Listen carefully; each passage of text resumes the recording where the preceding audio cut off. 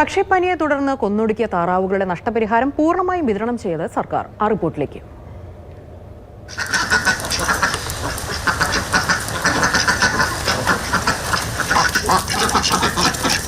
കുട്ടനാട്ടിലെ പാടശേഖരങ്ങളിൽ പഴയതുപോലെ താറാവുകളുടെ കലമ്പലുകളില്ല.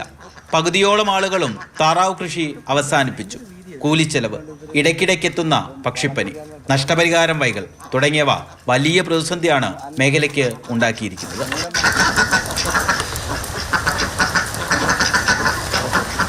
ഒന്നേകാൽ വർഷം മുൻപ് കൊന്നൊടുക്കിയ വളർത്തുപക്ഷികളുടെ നഷ്ടപരിഹാരം ഇതുവരെ പൂർണ്ണമായി നൽകിയിട്ടില്ല.